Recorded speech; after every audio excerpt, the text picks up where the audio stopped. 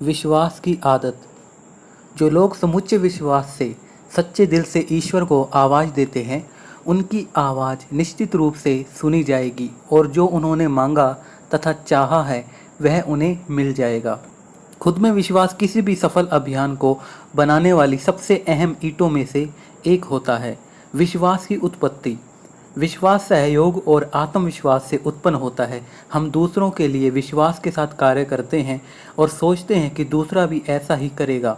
समाज और मानव तंत्र विश्वास के कारण ही चलता है। जहाँ शंका उत्पन्न होती है, वहाँ कार्यों का बिगड़ना प्रारंभ हो जाता है। यदि आप शंकालु प्रवृत्ति के हैं, तो इस आदत को निकालकर विश्वास की आदत को अपने अंदर डालने का प्रयास कीजिए, क्योंकि शंका एक पीड़ा है और यह डर से उत्पन्न होती है। शंका व्यक्ति को दुनिया से काट देती और उसे खुद में सिमटने के लिए छोड़ देती है। वही विश्वास वह जादू है जो बीजों को रंग बिरंगे महकते पुष्पों में बदल देता है और विचारों एवं सपनों को वास्तविकता के धरातल पर ले जाता है। विश्वास से चमत्कार होते हैं। विश्वास की आदत चमत्कारों को जन्म देती है, ऐसे ऐसे चमत्कारों को जिनको सुनकर लोग दांतों तले उंगली दबा सकते हैं। विश्वास विपरीत संभावनाओं को हरा देता है, कठिन से कठिन स्वप्न को सच कर देता है और असंभव दिखने वाली वस्तुओं को झोली में डाल देता है। यह एक ऐसा चमत्कार है जो किसी के भी जीवन में हो सकता है, बशर्ते कि उनमें विश्वास की आदत हो। संबंधों में, मित्रता में कार्य करते समय विश्वास की आदत होना बहुत जरूरी है। यदि विश्वास करने वाली पत्नी सोफिया नहीं होती तो शायद आज नथेनियल हथॉर्न से परिचित न होता। एक दिन नथेनियल हथॉर्न बहुत उदास होकर घर लौटे और पत्नी सोफिया से बोले, मुझे आज नौकरी से निकाल दिया गया है। मैं असफल हो चुका हूँ, हार चुका हूँ और थक चुका हूँ। यह सुनकर सोफिया खुशी से चीखने लगी। पत्नी को खुश देख नथेनियल हैरानी से उसे देखने लगे। तब सोफिया उनका हाथ पकड़कर झूमते हुए बोली, अब आप अपनी पुस्तक लिख सकते हो। नथेनियल को लिखने का शौक था, लेकिन घरेलू जिम्मेदारियों और नौकरी के कारण उन्हें लेखन के लिए समय नहीं मिल पा रहा था। यह सुनकर नथेनियल की आंखों में चमक आ गई, लेकिन तुरंत ही बुझ गई। वे बोले, जब मैं लिखूंगा तो हमारा खर्च कैसे चलेगा? यह सुनकर पत्नी ने दराज खोलकर काफ़ी सारे रुपए निकाले और बोली, मैं शुरू से जानती आप बहुत प्रतिभाशाली हैं। मुझे पूरा विश्वास है कि आप एक दिन अमर ग्रंथ लिखेंगे, इसलिए आप जो घर खर्च के लिए रुपए देते थे, उसमें से मैं थोड़े रुपए बचा लेती थी। अब तक हमारे पास इतने रुपए हैं कि इनसे 1 साल का खर्च आराम से चल सकता है। पत्नी के इस विश्वास को देखते हुए अमेरिकी साहित्य का महान उपन्यास स्कारलेट लेटर रचा गया। विश्वास के बल पर न केवल उपन्यास अमर हो गया, बल्कि नथेनियल भी विश्व में अमर हो गए। विश्वास की ताकत। क्या आप संदेहवादी हैं, हताश हैं, किस्मत को फूटा हुआ मानते हैं? यदि ऐसा है तो आपके अंदर विश्वास की आदत नहीं है। अभी उठें और आज से ही विश्वास को अपनी आदत बनाएं। आदत वह प्रक्रिया का कार्य होता है जिसे बार बार किया जाता है। यह याद रखें, जब आदत जीवन का अंग बन जाती है तो फिर वह आदत नहीं लगती, बल्कि जीवन की अनिवार्यता लगने लगती है। एक ऐसी अनिवार्यता जिसके बिना जीवन असंभव लगने लगता है। सुबह उठना, नहाना, ब्रश करना, खाने से पहले हाथ धोना, बालों में कंघी करना, घर व ऑफिस को साफ रखना। यदि नियमित रूप से प्रत्येक व्यक्ति करता है, कुछ समय बाद ये आदतें जीवन की ऐसी अनिवार्यता बन जाती है जिनके बिना जीवन अधूरा लगने लगता है। सही मायनों में यदि कहा जाए कि अच्छी आदतों से ही सफल जीवन का निर्माण होता है, तो कोई अतिशयोक्ति नहीं होगी। इसलिए आप भी अच्छी आदतों का समावेश करें, विश्वास को अपने अंदर उत्पन्न करें और प्रतिदिन विश्वास के साथ हर कार्य की शुरुआत करें। एक बात अपने मन मस्तिष्क में बैठा लें कि खुद पर विश्वास आपको तब भी चलता रहेगा जब संसार आपको नीचे गिराता है। आदत वह प्रक्रिया या कार्य होता है जिसे बार बार किया जाता है। यह याद रखें, जब आदत जीवन का अंग बन जाती है तो फिर वह आदत नहीं लगती, बल्कि जीवन की अनिवार्यता लगने लगती है। एक ऐसी अनिवार्यता जिसके बिना जीवन असंभव लगने लगता है। सुबह उठना, नहाना, ब्रश करना, खाने से पहले हाथ धोना, बालों में कंघी करना, घर व ऑफिस को साफ रखना आदि नियमित रूप से प्रत्येक व्यक्ति करता है। विश्वास की आदत हर व्यक्ति में होनी अनिवार्य है, क्योंकि जिंदगी केवल फूलों की सेज नहीं है। यहाँ पर कांटों का भी जाल बिछा हुआ है और कांटों से भरे इस जाल को आप विश्वास की तली के सहारे ही पार कर सकते हैं। जब जीवन में असफलताएं मिल रही हो, समस्याओं और समस्याओं का जाल बुना जा रहा है, तो ऐसे समय में विश्वास के द्वारा असफलताओं और समस्याओं के जाल को काटा जा सकता है। ऐसे समय में विश्वास का साथ बहुत जरूरी होता है।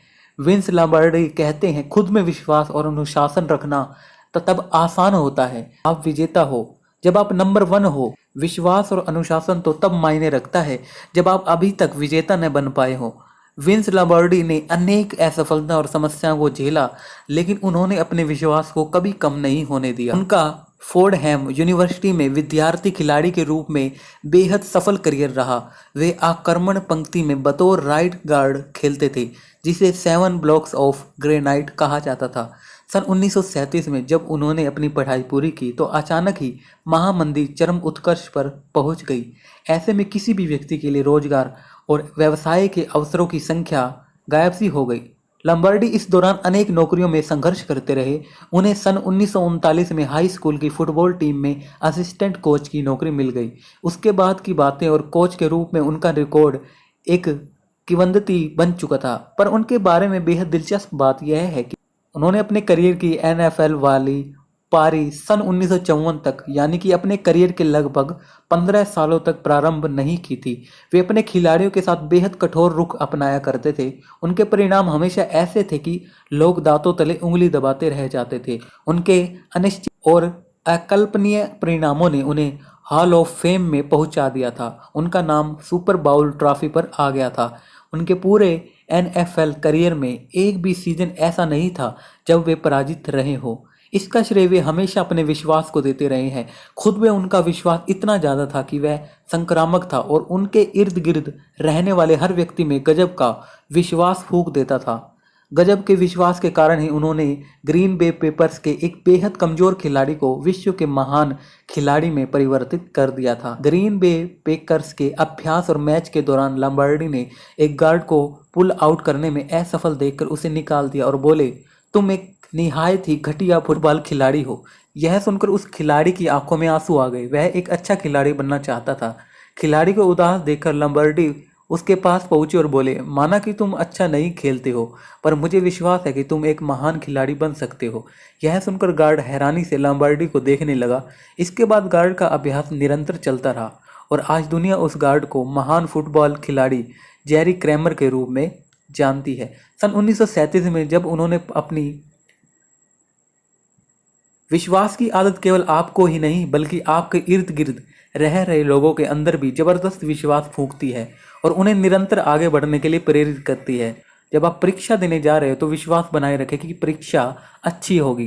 किसी कार्य को आरंभ करने जा रहे हो तो इस विश्वास के साथ आगे बढ़ें कि आपको मेहनत और लगन से कार्य में सकारात्मक परिणाम मिलेंगे। नौकरी के पहले दिन मन में यह विश्वास रखें कि आप पहले ही दिन से अपने बॉस को मनोवांछित नहीं बल्कि उत्कृष्ट परिणाम देंगे। हर तरह के संकेतों में विश्वास रखें। यह पूरा विश्व आकर्षण के नियम के अनुसार कार्य करता है। जब हम कोई चीज ऊपर की ओर उछालते हैं तो वह वापस नीचे आकर गिरती है। हमारी आवाज की प्रतिध्वनि इससे ही टकराती है। इसी तरह आपका हर कार्य और लोगों पर किया गया विश्वास आपके पास सफलता, धन, खुशी, सम्मान और पुरस्कार के रूप में लौटकर आता है। विश्वास कायम रखने के लिए यह करें, आत्मविश्वास को सुदृढ़ करें, समस्याओं के समय धैर्य बनाए रखें, कार्य को अपनी योग्यता के अनुसार करते रहें, सकारात्मक और आत्मविश्वास बढ़ाने वाली पुस्तकें पढ़ें, ऐसे लोगों के साथ रहें जो आप पर विश्वास करते हैं। याद करने लायक बिंदु, विश्वास सहयोग और आत्मविश्वास से उत्पन्न होता है। विश्वास और शंका दोनों ही आते हैं। शंका एक पीड़ा है और यह व्यक्ति को विश्व से काटकर खुद में सिमटने के लिए छोड़ देती है, जबकि विश्वास वह जादू है जो बीजों को रंग बिरंगे पुष्पों में बदल देता है। विश्वास विपरीत संभावना को हरा देता है, कठिन से कठिनतम सपने सच कर देता है और असंभव दिखने वाली वस्तुओं को झोली में डाल देता है। खुद पर विश्वास आपको तब भी चलाता रहेगा जब संसार आपको नीचे गिराता है। विश्वास के द्वारा ही असफलता और समस्याओं के जाल को काटा जा सकता है। विश्वास सफलता, धन, खुशी, सम्मान और पुरस्कार के रूप में लौटकर आता है। सफलता की आदत, विश्वास हृदय का ज्ञान है और अंधकार में दीप जलाने की क्षमता रखता है। सपने देखने की आदत, अगर आप किसी चीज़ का सपना देख सकते हैं तो आप उसे पूरा भी कर सकते हैं। सपने सच होते हैं। यदि यह संभावना नहीं होती तो प्रकृति हमें उन्हें देखने के लिए प्रेरित ही नहीं करती। सपनों की दुनिया, बच्चा जब नींद में मुस्कुरा रहा होता है तो वह सुंदर सपना देख रहा होता है। सपन देखने का सिलसिला मानव की उत्पत्ति के साथ ही प्रारंभ होने लगता है। व्यक्ति अपनी सोच, भावनाओं, कल्पना शक्ति के अनुरूप सपना देखते हैं। नेत्रहीन भी सपना देखते हैं। इसी से सपना शक्ति का अनुमान लगाया जा सकता है। शायद ही कोई ऐसा व्यक्ति हो जिसे आज तक एक भी सपना न आया हो। आपने कभी सोचा है कि सपने कहाँ से आते हैं और क्यों आते हैं? मनोवैज्ञानिक ने अध्ययनों से इस बात को साबित किया है कि सपने हमारी अधूरी इच्छाओं के परिणाम होते हैं। हमारे मन में जो विचार दिन में सोए पड़े होते हैं वे रात्रि में विचरण करने लगते हैं। यही कारण है कि व्यक्ति सपने में ऐसी जगह और व्यक्तियों को भी देख लेता है जिससे वह पहले कभी नहीं मिला होता। सपने केवल काल्पनिक नहीं होते बल्कि यथार्थ का रूप भी होते हैं। जितना अधिक सपनों की शक्ति पर विश्वास करता है वह उतना ही अधिक सपनों को वास्तविकता के धरातल पर लाने में भी सफल हो जाता है। सपने देखना प्रकृति का एक उपहार है। व्यक्ति अपने जीवन में अनगिनत इच्छाएं समेटे होता है। कुछ लोग कमजोर प्रवृत्ति के होते हैं। वे मन में सपने तो बहुत सजाते हैं लेकिन उन्हें मिटा भी देते हैं, इसलिए उनके सपने कभी पृथ्वी पर सच नहीं हो पाते। वही जो लोग सपनों के अनुरूप अपने जीवन को बदलने का प्रयास करते हैं वे न सिर्फ इतिहास बदल देते हैं बल्कि अपनी अद्भुत कार्य क्षमता से पूरे विश्व को भी अचंभित कर देते हैं। डॉक्टर APJ अब्दुल कलाम से पूरा विश्व परिचित है। मिसाइल मैन कलाम ने भारत को मिसाइल टेक्नोलॉजी में विश्व के शिखर पर पहुंचा दिया। राष्ट्रपति के रूप में उनकी सादगी, कार्य क्षमता और सहजता से पूरे विश्व को सपने देखने और उन्हें पूरा करने की प्रेरणा दी। उनका कहना था, इससे पहले कि सपने सच हों आपको सपने देखने होंगे। महान लोग बचपन से ही सपनों को अपनी आदत बना लेते हैं। इसरो की 56 वर्षीय महिला वैज्ञानिक मंगला मणि बचपन से ही ऐसे सपने देखती थी कि वे आम लोगों से हटकर कार्य करे और अपने देश का नाम रोशन करे। सपने देखने की इसी आदत ने उनके सपनों को हकीकत में बदल दिया। आज वे दुनिया के सबसे ठंडे स्थान अंटार्कटिका में 1 वर्ष से भी अधिक का समय बिताने वाली पहली भारतीय महिला बन गई हैं। रक्त जमाने वाली और हड्डियों को कपकपाने वाली ठंड में उन्होंने 403 दिन बिताए हैं। अपने सपनों के बल पर असंभव को संभव बनाने वाली मंगला मणि नवंबर 2016 में अपनी टीम के साथ अंटार्कटिका स्थित भारतीय रिसर्च सेंटर भारती गई थी। अंटार्कटिका एक ऐसा स्थान है जहां पर विषम परिस्थितियों के कारण जीवन दूभर और दुर्लभ है। ऐसे में एक 56 वर्षीय महिला का जटिल परिस्थितियों में अपने परिवार से दूर रहकर कार्य करना आश्चर्यचकित ही करता है। साथ ही इस बात को भी प्रबल करता है कि यदि व्यक्ति सपने देखने की आदत बना ले तो वह अविश्वसनीय कार्य को भी विश्वसनीय बना सकता है। मंगला मणि की सपने देखने की आदत ने उन्हें तमाम कसौटियों पर खरा साबित किया। अंटार्कटिक जाने के लिए उनके तमाम शारीरिक और मानसिक परीक्षण किए गए। जब वो उनमें पास हो गई तो इसके बाद उनके शरीर को चुभने वाली बर्फीली हवाओं को सहने की क्षमता के अनुकूल बनाने हेतु प्रशिक्षित किया गया। उनके अंदर कठिन समय में टीम के साथ कार्य करने की कला को विकसित किया गया ताकि उपग्रहों के जरिए अंटार्कटिक की परिस्थितियों में हासिल डेटा के निष्कर्ष शोध केंद्र पर प्राप्त किए जा सके। मंगला मणि ने अपने सपनों को सच करते हुए इस बात को भी साबित कर दिया कि उम्र महज एक नंबर मात्र है। व्यक्ति के अंदर सपने जन्म लेते हैं तो वह हर उम्र में अधिक सक्रिय होता है। प्रसिद्ध व्यक्ति बचपन से ही सपने बुनते हैं। यह तो हम सभी जानते हैं कि जितना बड़ा जोखिम उतनी बड़ी सफलता, उसी तरह जितने बड़े सपने उतने ही बड़े पुरस्कार व्यक्ति की झोली में आते हैं। सपनों को पूरा करने के लिए सकारात्मक कर्म करने पड़ते हैं। कर्म अच्छा होगा तो प्रतिफल भी अच्छा होगा। इसके लिए विचरण करने की आवश्यकता नहीं है, बस अपने काम पर ध्यान रखना चाहिए। आंध्र प्रदेश में जन्मे श्रीकांत बोला बचपन से ही नेत्रहीन थे। उनके बारे में अक्सर लोग कहा करते थे कि यह बिना आंखों का एक बेकार बच्चा है जो आगे चलकर माता पिता पर बोझ बनेगा। ईश्वर उन्हें इस रंग बिरंगी दुनिया में बिना आंखों के लाए, लेकिन नेत्रहीन श्रीकांत ने अपने सपनों की रंग बिरंगी दुनिया से सबके जीवन में रंग भर दिए। आज हैदराबाद में श्रीकांत की बोलांट इंडस्ट्री है। यह कंपनी अपंग, अशिक्षित और बेरोजगार लोगों को रोजगार देती है। इस कंपनी का वार्षिक टर्नओवर 50 करोड़ रुपए से भी ज़्यादा है।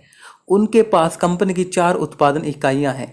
डिज्नीलैंड बनाने वाले वर्ल्ड डिज्नी पुलित्जर पुरस्कार से पुरस्कृत अपटॉन सिक्लेयर, विश्व प्रसिद्ध संगीतकार बैरी गार्डी, हैरी पॉटर की लेखिका JK रोलिंग और मॉन्टेसरी प्रणाली की जनक मारिया मॉन्टेसरी ने लाख कठिनाइयों के बावजूद सपनों की आदत को जीवित रखा और इसलिए उनकी सपनों की आदत ने उन्हें यश, सम्मान और धन का स्वामी बना दिया। सपनों की आदत बनाए और सपनों की सूची बनाए और एक लिस्ट बनाए। प्रत्येक व्यक्ति सपने देखता है, लेकिन कुछ लोग सपनों को गंभीरता से ले लेते हैं और कुछ लोग उन्हें भूल जाते हैं। सपने हम सभी देखते हैं, बस दृढ़ संकल्प के कुछ धनी लोग ही दिन में दिखने वाले सपनों को सच कर पाते हैं। आप सपनों को अपनी आदत बनाकर उन्हें वास्तविकता में परिवर्तित कर सकते हैं। सुबह आंखें खोलते ही ऊंचे और बड़े लक्ष्यों को आंखें बंद कर देखें। ऐसा हर दिन तब तक करते रहें जब तक कि ऐसा करना आपकी आदत न बन जाए। एक डायरी बनाएं और उसमें अपने सपने लिखते जाएं। डायरी में छोटे से लेकर बड़ा सपना लिखें। जो सपने पूरे होते जाएं उन्हें काटते जाएं और नए सपने लिखते जाएं। सपने लिखने के साथ ही उन्हें पूरा करने की कार्य योजना भी लिख लें। प्रतिदिन उन्हें पढ़ें। ऐसा करने से सपने अवचेतन मन में केंद्रित हो जाते हैं और फिर अवचेतन मन उन सपनों को पूरा करने के लिए परिस्थितियों का निर्माण करने में जुट जाता है। मुस्कान दो लोगों के बीच की सबसे छोटी दूरी होती है। अगर आप अपनी मुस्कान का उपयोग नहीं कर रहे हैं तो आप उस आदमी की तरह हैं जिसके बैंक में लाखों रुपए तो हैं, चेकबुक नहीं है। मुस्कुराहट की दौलत। मन अंदर से प्रसन्न होता है तो हृदय मुस्कुराता है। हृदय की मुस्कुराहट चेहरे पर नजर आती है, जिससे व्यक्ति स्वस्थ और सुंदर नजर आता है। जब चेहरे पर हंसी और हृदय में मुस्कुराहट होती है तो व्यक्ति संसार को जीतने का सामर्थ्य रखता है। इस संसार में इंसान ही एकमात्र ऐसा प्राणी है जिसके प्रकृति ने हंसने की क्षमता प्रदान की है। अन्य प्राणी रो सकते हैं लेकिन वे हमें हंसते हुए नजर नहीं आते। ऐसा नहीं है कि उनके अंदर भाव नहीं होते, उनका मन भी कभी प्रसन्न होता होगा, लेकिन प्रकृति ने अन्य प्राणियों को खिलखिलाकर हंसने की शक्ति प्रदान नहीं की। यह शक्ति केवल मनुष्य के पास है। इस दृष्टि से देखा जाए तो प्रत्येक इंसान बेहद शक्तिशाली है, लेकिन लोग अपनी समस्याओं में उलझकर इस कदर तनावग्रस्त हो जाते हैं कि वे इस बात को भूल ही जाते हैं कि उनके पास हंसी की निःशुल्क दौलत है और यह दौलत ऐसी है कि इसका जितना अधिक उपयोग करते हैं यह उतनी ही अधिक प्रसन्नता और सुख का विश्वास और विकास करती है। मुस्कुराना एक आदत है। मुस्कुराहट ईश्वर का एक ऐसा नायाब तोहफा है जिसकी कोई भाषा नहीं है और इस भाषा को विश्व का हर प्राणी समझता है। एक बार अमेरिका के संपन्न व्यक्ति वैंडरबिल्ट काम के सिलसिले में इटली गए। संयोगवश उन्हीं दिनों फ्रांसीसी अभिनेता कोकलिन भी वहां पर आए हुए थे। वैंडरबिल्ट और कोकलिन की मुलाकात हुई। वैंडरबिल्ट ने उन्हें नौका विहार के लिए आमंत्रित किया। कोकलिन अपने साथियों के साथ निश्चित समय पर नौका विहार के लिए पहुंच गए। प्राकृतिक वातावरण में नौका विहार करना सभी को बेहद आनंदमय लग रहा था।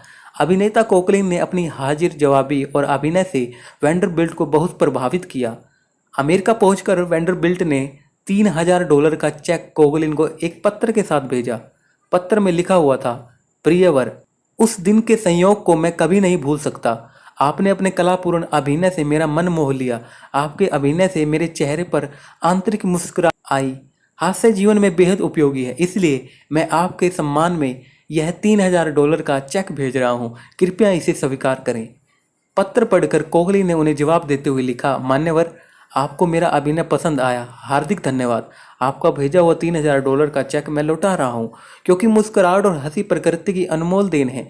इसका मूल्य डॉलर जैसी मुद्रा में नहीं आंका जा सकता। धृष्टता के लिए क्षमा याचना, शहीद कोकलिन। मुस्कुराहट की आदत व्यक्ति को शारीरिक और मानसिक रूप से स्वस्थ रखती है। दवा है मुस्कुराहट। मुस्कुराहट चेहरे से तनाव को उसी तरह दूर कर देती है जैसे दवा शारीरिक पीड़ा को। यहाँ तक कि यदि आप मुस्कुराहट को अपनी आदत बना लेते हैं तो आपको अपनी बीमारी को दूर करने के लिए दवा की भी जरूरत नहीं पड़ती। मुस्कुराहट ही आपकी दवा बन जाती है। अनेक वर्षों से रीडर डाइजेस्ट मुस्कुराहट और हंसी को सर्वश्रेष्ठ दवा बताती आ रही है। यहाँ तक कि कई विद्वान जो मुस्कुराहट को शरीर की आंतरिक मालिश कहते हैं। पहलवान मालिश और व्यायाम के द्वारा अपने बाहरी शरीर को पुष्ट बनाते हैं, उसी तरह मुस्कुराहट व्यक्ति के आंतरिक अंगों को पुष्ट करती है और उन्हें स्वस्थ रखती है। चिकित्सा विज्ञान भी हर रोगी को मुस्कुराने के लिए कहता है। मुस्कुराहट व्यक्ति के फेफड़ों और रक्त को ऑक्सीजन की मात्रा को बढ़ा देता है। इससे रक्त संचार में वृद्धि होती है। यदि व्यक्ति दिन में प्रतिदिन खुलकर हंसने की आदत डाल ले तो वह न सिर्फ असंख्य शारीरिक बीमारियों से बच सकता है बल्कि मानसिक रोगों का शिकार भी नहीं होता। चिकित्सा विज्ञान पर हर रोगी को मुस्कुराने के लिए कहता है। मुस्कुराहट व्यक्ति के फेफड़ों और रक्त में ऑक्सीजन की मात्रा को बढ़ा देती है। इससे रक्त संचार में वृद्धि होती है। यदि व्यक्ति दिन में प्रतिदिन खुलकर हंसने की आदत डाल ले तो वह न सिर्फ असंख्य शारीरिक बीमारियों से बच सकता है बल्कि मानसिक रोगों का शिकार भी नहीं होता। मुस्कुराहट की आदत व्यक्ति को परीक्षा से लेकर हर स्थान में विजय दिलाती है। मुस्कुराने की आदत न केवल व्यक्ति की उम्र बढ़ाती है बल्कि व्यक्ति को कर्मशील रहने के लिए भी प्रेरित करती है। अमेरिका के पूर्व राष्ट्रपति रोनाल्ड रांगन ने अपने व्यक्तित्व में काफ़ी पहले मुस्कुराहट को अपनी आदत में शामिल कर लिया था। वे ऐसा कोई भी अवसर नहीं चूकते थे जहां मुस्कुराहट आ सकती हो। राष्ट्रपति रोगन काफ़ी उम्रदराज राष्ट्रपति थे, इसलिए लोग उस पर व्यंग्य बाण छोड़ने में नहीं चूकते थे। एक बार किसी ने उनसे कहा कि इतनी अधिक उम्र में आप राष्ट्रपति पद पर हैं, आपको काम करने में बहुत समस्या होती होगी। इस बात पर वे मुस्कुराते हुए कहते हैं, समस्या तो होती है, पर मुस्कुराहट मेरी उस समस्या को दूर कर देती है। उनकी यह बात सुनकर लोग निरस्त्र हो जाते थे। मुस्कुराहट एक उपहार। मुस्कुराहट एक ऐसी आदत है जो अनजान व्यक्ति के चेहरे पर भी मुस्कुराहट ला देती है। यदि आप किसी ऐसे व्यक्ति से मिलते हैं जिसकी भाषा से आप परिचित नहीं हैं, अथवा ऐसे अनजान स्थान पर हैं जहां के बारे में आपको कोई ज्ञान नहीं है, अतः ऐसी स्थिति में केवल मुस्कुराहट ही संप्रेषण का माध्यम बनती है और संबंधों को पुष्ट करती है। जिस तरह पेड़ पौधों को खिलने के लिए सूरज की मुस्कुराहट जरूरी होती है, उसी तरह मानवीयता को जीवित रखने के लिए मनुष्य के होठों पर मुस्कान जरूरी होती है। आप आज से ही मुस्कुराहट को अपने मित्रों, संबंधियों, बॉस, बच्चों, वृद्धों और अन्य प्राणियों को बांटना आरंभ करें। इससे आपको अप्रत्याशित परिणाम मिलेंगे जो आपके जीवन को अच्छा बनाएंगे और आपके व्यक्तित्व में एक नया निखार लाएंगे। मुस्कुराहट की आदत के लाभ। छोटे बच्चे जब तक बोलना नहीं जानते तब तक वे अपनी मुस्कुराहट और रुदन ध्वनि से ही दूसरों का ध्यान अपनी ओर खींचते हैं। बच्चा अपनी माँ को पहचानने के साथ ही मुस्कुराना भी सीख जाता है। एक अध्ययन के अनुसार बच्चा दिन में लगभग 450 बार हंसता है, जबकि वयस्क दिन में लगभग 15 बार ही मुस्कुराते हैं या हंसते हैं। बच्चों की त्वचा चमकीली, स्वच्छ और आकर्षक इसलिए लगती है क्योंकि वे मुस्कुराते हैं। मुस्कान की आदत हृदय की मालिश करते हैं, रक्त संचार को प्रेरित करते हैं और फेफड़ों को सहजता से सांस लेने में मदद करती है।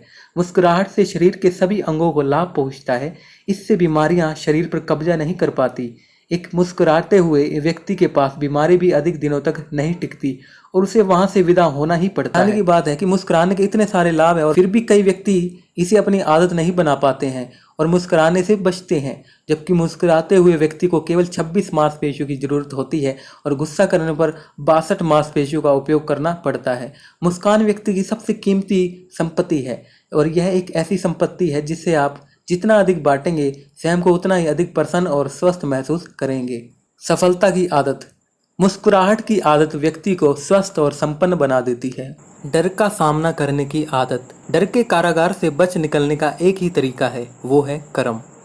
मुझे यकीन है कि कोई भी व्यक्ति डर को जीत सकता है अगर वह उन चीज़ों को कर दे जिनसे वह डरता है, बशर्ते वह उन्हें तब तक करता रहे जब तक कि उसके पीछे सफल अनुभव का रिकॉर्ड न बन जाए। डर क्या है? कभी आपने इस बात पर गहनता से गौर किया है? आखिर क्या चीज़ है डर? कहाँ उत्पन्न होता है ये डर और क्यों उत्पन्न होता है डर? जिस तरह व्यक्ति को बीमारियां किसी न किसी कारण से होती हैं, उसी तरह डर की तह में भी किसी कारण का ही होना है। डर कुछ और नहीं बल्कि मन का वह वहम है जो हमें निष्क्रिय बना देता है। यह हमारे अंदर घबराहट उत्पन्न कर देता है। डर कुछ और नहीं, केवल कार्य से बचने का प्रयास करना है, सामने आने वाली परिस्थितियों से भागने की कोशिश करना है। यह याद रखिए कि डरने का मुख्य कारण सिर्फ यह है कि आप कार्य को करने से बचना चाहते हैं। आप जितना अधिक कार्य से बचेंगे, आपके डर का रूप उतना ही विकराल होता जाएगा, जो आपके हृदय की धड़कनों को बढ़ाता रहेगा और अंततः आपको हृदय रोगी बना देगा। हर किसी को लगता है डर। आप क्या सोचते हैं, डर केवल कुछ लोगों को लगता है? अगर ऐसा है तो ये जान लीजिए कि इस दुनिया में डर हर प्राणी को लगता है। केवल मनुष्य ही नहीं बल्कि जीव जंतु भी डर से घबरा जाते हैं और स्वयं को नुकसान पहुंचा लेते हैं। परीक्षा के समय विद्यार्थी डरता है। फिल्म रिलीज होने से पहले महान निर्माता, निर्देशकों और अभिनेता अभिनेत्रियों को भी डर से पसीने छूट जाते हैं। नई पुस्तक आने से पहले प्रकाशक और लेखक भी उसकी बिक्री को लेकर डरे रहते हैं। शेयर मार्केट में मोल भाव लगाने वाले लोग भी बाजार भाव देखते समय डरे रहते हैं। चोर बेशक चोरी करता है लेकिन उसे भी पकड़े जाने का डर रहता है। हर कोई भूत प्रेत नहीं है, इसका अस्तित्व तो आपके दिमाग में है और ये डर वे हैं जो आपके जीवन से जुड़े हैं। जैसे ही आप अपने दिमाग को डर से सामना करने के लिए तैयार कर लेते हैं, वैसे ही स्वयं को हल्का महसूस करने लगते हैं। आप अपने जीवन को सहजता से लीजिए, उसमें आने वाली समस्याओं का सामना करने की हिम्मत रखिए। आप पाएंगे कि डर दूर होता जा रहा है और आप साहसी बनते जा रहे हैं। डर के कुछ कारण बहुत आम होते हैं और लगभग हर दूसरे व्यक्ति में देखने को मिलते हैं। मंच पर प्रस्तुति देने का डर। मनोवैज्ञानिकों ने एक अध्ययन में यह पाया कि लोगों को सबसे अधिक डर मंच पर बोलने से लगता है। कई लोगों को जब मंच पर आमंत्रित किया जाता है तो उनके हाथ पैर कांपने लगते हैं और जीभा भी लड़खड़ाने लगती है। इसके विपरीत कई लोग ऐसे भी होते हैं जो मंच पर और सार्वजनिक रूप से पूरे आत्मविश्वास के साथ बोलते हैं और अपनी एक अलग पहचान बनाते हैं। ओपरा विनफ्रे एवं नावेद ऐसे ही व्यक्तियों में से हैं। जब आप पूरी उम्मीद किए हुए बैठे हो कि आपको सफलता मिलेगी और अचानक ही आपके प्रोडक्ट को रद्द कर दिया जाए या न कह दिया जाए तो कई लोगों का दिल बैठने लगता है। यही डर है नौकरी का डर। जो लोग नौकरी में होते हैं, कठिन चुनौतियां होने पर भी उन्हें इस बात का डर सताता रहता है कि कहीं नौकरी हाथ से न निकल जाए। इस डर को दूर करने के लिए आप अपने काम को पूरे आत्मविश्वास और चुनौती के साथ करें। धीरे धीरे आपका डर खत्म हो जाएगा। वरिष्ठ अधिकारियों और महत्वपूर्ण व्यक्तियों से बात करने का डर। कई लोग वरिष्ठ अधिकारियों व महत्वपूर्ण व्यक्तियों से बात करते समय बहुत डरते हैं। यदि आप भी उनमें से एक हैं तो इस बात को ध्यान में रखिएगा कि कोई भी वरिष्ठ अधिकारी, महत्वपूर्ण व्यक्ति पहले आप ही की तरह एक सामान्य इंसान है। जैसे ही यह धारणा आपके अंदर बलशाली हो जाएगी, डर खत्म हो जाएगा। डर मुख्यतः हमारी आकांक्षाओं की पूर्ति का न होना है। जहां हम स्वयं का व्यक्तित्व आकांक्षाओं से इतना मजबूत बना लेते हैं, वहीं हम निडर होते जाते हैं। डर से कभी पीछे न हटें। इस पुस्तक को पढ़ते समय समुच्चय हृदय से यह सोचिए कि आखिर कब तक आप डर के कारण पीछे हट गए और आपने हथियार डाल दिए। अवश्य ही आपको ये घटनाएं याद आ गई होंगी और आपने यह परिणाम भी निकाल लिया होगा कि डर के कारण पीछे हटने का आपको लाभ नहीं हुआ, बल्कि आया हुआ अवसर आपके हाथ से निकल गया। यही सही है। डर से पीछे हटना डर को हराना नहीं, बल्कि डर को जिताना है और उसके रूप को भयंकर बढ़ाना है। डर से पीछे हटना केवल आपको क्षणिक चिंता से राहत देता है। वास्तव में तो यह आपकी चिंता को कई गुना बढ़ा देता है। डर का सामना उससे लड़कर ही किया जा सकता है। उससे लड़ने के लिए आपको शारीरिक बल दिखाने की कतई आवश्यकता नहीं है। डर से लड़ने के लिए तो आपको बस उसका सामना करने के लिए तैयार रहना है। डर के कारण रुके नहीं। कार्य करने के लिए डर से मुक्ति पाने की आवश्यकता नहीं है। व्यक्ति के अंदर नवरसों का निर्माण होता रहता है। इन नवरसों के साथ ही व्यक्ति अपना जीवन जीता है। डर, चिंता, साहस, उत्साह का अंत व्यक्ति की मृत्यु के साथ ही होता है। इसलिए डर से रुके नहीं, यह एक बहुत बड़ी बात है। जो लोग डर के बावजूद काम करते रहते हैं, वही इस बात को समझ पाते हैं कि डर के आगे जीत है। 90% डरने वाली घटनाएं कभी नहीं घटती। अधिकतर डर निराधार होते हैं। जीवन में 90% वे घटनाएं कभी घटित ही नहीं होती, जिनके कारण लोग डरकर चिंता, तनाव और डिप्रेशन के शिकार हो जाते हैं। आत्मविश्वास और साहस से सारे डरों को नियंत्रित किया जा सकता है। डरने में कोई बुराई नहीं है। आप डरें, लेकिन उसका सामना अवश्य करें। डर एक नैसर्गिक भाव है। यह बचपन से ही बच्चे के अंदर होता है। इसलिए अगर आप लोग ऐसी बातें करते हैं कि आपको डर नहीं लगता, आप किसी चीज़ से नहीं डरते, तो यह असामान्य बात हो सकती है। लेकिन यदि आप यह कहते हैं कि आपको गणित से डर लगता है, ऊंचाई से डर लगता है, तो यह सामान्य बात है। इसलिए आप डरें, लेकिन उसका सामना भी अवश्य करें। किसी को पराजित करने के लिए उसका सामना करना जरूरी है। सफल लोग भी डरते हैं, लेकिन उनमें बस मामूली सा अंतर होता है कि वे डर के बावजूद काम करते रहते हैं और जीत हासिल करते हैं। एक बात का ध्यान रखें कि जब तक आपके अंदर डर से मुकाबला करने की आदत का विकास नहीं होगा, तब तक आप कभी भी बहुत अधिक सफल नहीं बन सकते। डर का सामना करने की आदत विकसित करने के लिए आप आज से ही निम्नलिखित कार्य करें। अपने अंदर आत्मविश्वास का संचार करें। स्वयं को हीन न समझें। कमियों के बावजूद स्वयं से प्रेम करें और मन में बार बार कहें कि मैं सर्वश्रेष्ठ हूँ। चाहे कैसी भी परिस्थिति हो, उन्हें अपने ऊपर हावी न होने दें। कठिन परिस्थितियों को भी हार माननी पड़ती है। जब आप उनके साथ कंधे से कंधा मिलाकर उन्हें धकेलने के लिए तैयार हो जाते हैं, डर का सामना आपकी झोली में अप्रत्याशित पुरस्कार डाल सकता है। याद करने लायक बिंदु। डर मन का वहम होता है। प्रत्येक प्राणी को डर लगता है। डर का सामना करने के लिए तैयार रहिए और अपने आप कम हो जाएगा, फिर बुलबुले की तरह गायब हो जाएगा। डर के अनेक कारण हैं, जैसे मंच पर बोलने का डर, वरिष्ठ अधिकारियों का डर, नौकरी का डर, असफलता का डर, परीक्षा का डर। डर से पीछे हटना डर को हटाना नहीं, बल्कि उसके रूप को और भयंकर बनाना है। डर का सामना करने के लिए आपको अपने अंदर आशा और आत्मविश्वास का संचार करना चाहिए। डर का सामना करने की आदत आपकी झोली में अनेक पुरस्कार डाल सकती है। सफलता की आदत। डर का सामना करके एक नया दृष्टिकोण अपनाएं और सहजता से सफलता पाएं। चिंता न करने की आदत। चिंताएं लेकर बिस्तर पर जाना पीठ पर गठरी रखकर सोने के समान है। दुखी होने का रहस्य यह है कि आपके पास यह चिंता करने की फुर्सत हो कि आप सुखी हैं या नहीं। चिंता क्या है? जब व्यक्ति इस पल को न जीकर कल के लिए धन, संबंध, प्रसन्नता के संग्रह के बारे में सोचता है तो वह अपने पल को दुखदायी बना लेता है। यही चिंता है। चिंता कई कारणों को लेकर की जाती है। अधिकतर चिंता वर्तमान काल में भविष्य को लेकर के की जाती है। बेहद हास्यास्पद लगता है ना यह, जहाँ व्यक्ति को एक क्षण का पता नहीं, वहाँ वही सदियों तक अपने लिए मकान, दुकान, व्यवसाय, नौकरी, धन संबंधी आदि जुटाने की चिंता में लग जाता है। फलस्वरूप न ही वह वर्तमान को सही से जी पाता है और ना ही चिंता के कारण अपने काम में मन को लगा पाता है। रोमन कवि होरेस ने एक बहुत ही बेशकीमती बात लिखी है कि इंसान के स्वभाव की बहुत बड़ी विडंबना यह है कि वह जीवन जीने को टालता रहता है और हम सभी क्षितिज पर भविष्य में गुलाबों के किसी जादुई बगीचे के सपने देखते रहते हैं, बजाय उन गुलाबों का आनंद लेने के जो आज हमारी खिड़की के बाहर खिल रहे हैं।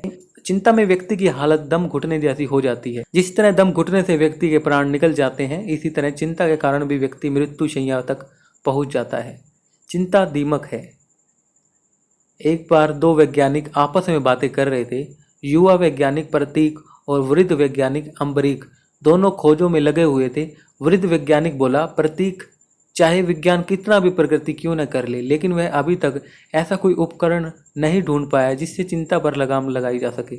अम्बरीक की बात सुनकर प्रतीक मुस्कुराते हुए बोला, सर आप भी कैसी बातें करते हैं? अरे चिंता तो मामूली सी बात है, भला उसके लिए उपकरण ढूंढने में समय क्यों व्यर्थ किया जाए? अम्बरीक बोले, नहीं प्रतीक, तुम गलत बात कह रहे हो। चिंता बहुत भयानक होती है, यह व्यक्ति का सर्वनाश कर देती है। लेकिन प्रतीक नहीं माना। यह देखकर अम्बरीक उसे अपने साथ घने जंगलों की ओर ले गए। वहां पर एक विशालकाय वृक्ष था। प्रतीक बोला, सर आप मुझे यहाँ क्यों लेकर आए हैं? अम्बरीक उस वृक्ष को देखकर बोले, जानते हो प्रकृति वैज्ञानिकों ने इस वृक्ष की उम्र 400 वर्ष बताई है। प्रतीक बोला, सर अवश्य होगी, ऐसे कितने विशालकाय वृक्ष होते हैं जो लंबी उम्र के होते हैं। प्रतीक अम्बरीक की बातें नहीं समझ पा रहा था। अम्बरीक उसे समझाते हुए बोले, इस वृक्ष पर 14 बार बिजलियां गिरी, 400 वर्षों से अनेक तूफानों का इसने सामना किया, इस पर अनेक हिमपात हुए, यह वृक्ष सब कुछ सहता रहा। अब प्रतीक झुंझलाकर बोला, सर आप साबित क्या करना चाहते हैं?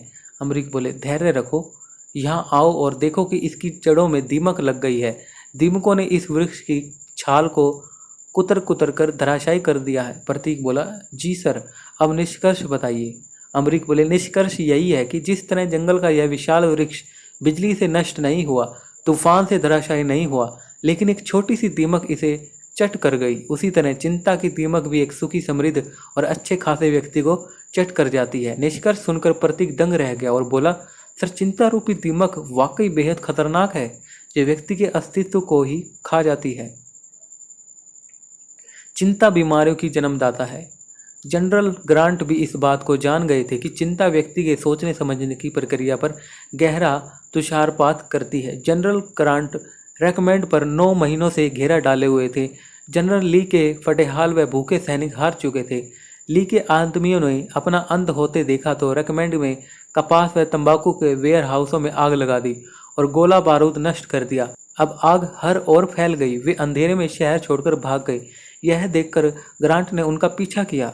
शोरिडन की घुड़सवार सेना ने उसका हर ओर से रास्ता रोक रखा था और रेल से आ रही सप्लाई को भी रोक दिया था। यह सब देखकर ग्रांट के सिर में बहुत तेज सिर दर्द उठने लगा। उनके हाथ पैर शिथिल पड़ गए। ऐसी हालत में उन्हें एक फार्म हाउस में रुकना पड़ा।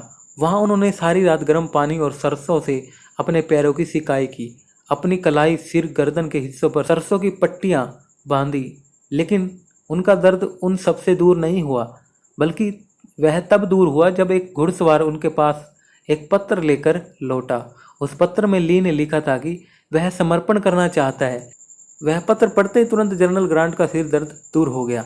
आत्मविश्वास लौट आया और वे तुरंत खड़े हुए। जाहिर है उस समय ग्रांट को कोई बीमारी नहीं हुई थी, बल्कि चिंता के कारण उन्हें सिर दर्द और थकान और शरीर में बेचैनी हुई थी।